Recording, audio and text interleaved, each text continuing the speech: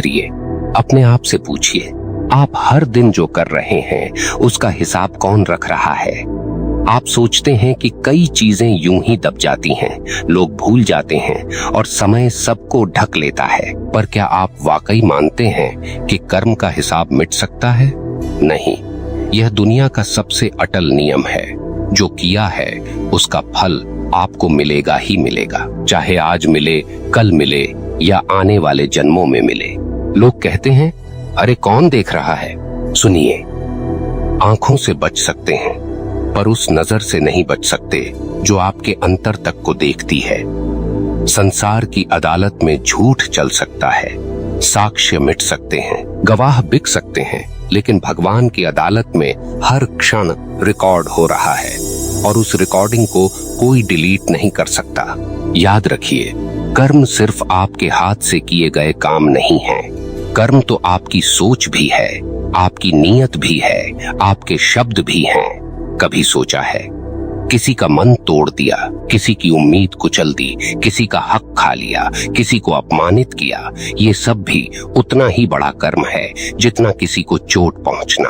आप कहते हैं, मैंने तो कुछ किया ही नहीं, पर सुनिए, कुछ न करना भी कई बार सबसे बड़ा अपराध बन जाता है।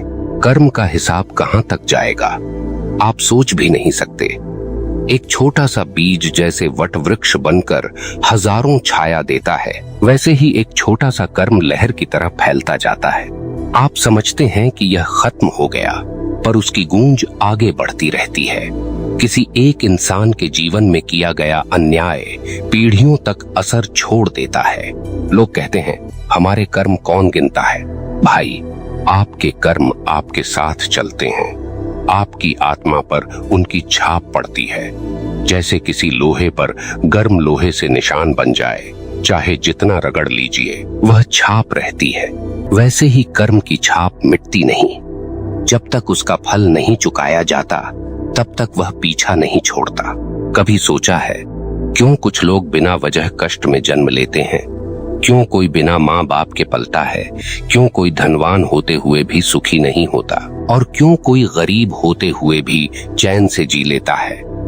यह सब संयोग नहीं है, यह कर्म का लेखा है। आप माने या न माने, यह चलता है। लोग सोचते हैं हम जो चाहें कर लें, भगवान माफ कर देंगे। गलतफहमी है यह। भगवान की करुणा है पर न्याय भी है। यदि न्याय नहीं होगा तो करुणा का मूल्य ही क्या रह जाएगा? जैसे राजा दया करके अपराधी को छोड़ सकता है, लेकिन अगर हर अपराधी को बिना सजा दिए छोड़ दे तो समाज का क्या हाल होगा? ठीक वैसे ही ईश्वर दयालु हैं पर न्याय प्रिय भी हैं। जो बोया है वही काटना ही पड़ेगा। अब आप सोच रहे होंगे कि कर्मों का हिसाब कौन रखता है? हर विचार, हर शब्द, हर कार्य, सब आपके भीतर एक तरंग की तरह दर्ज होता है। यह प्रकृति का नियम है। जैसे किसी तालाब में कंकड़ डालिए तो लहरें बनती हैं और किनारे तक जाती हैं। आप कंकड़ फेंककर आंख बंद कर सकते हैं पर लहरें रुकेंगी नहीं। वैसे ही आपके कर्म, चाहे छिपाकर किए हों या खुलेआम, उनकी तरंगें आपको ढूंढती हुई लौटती हैं।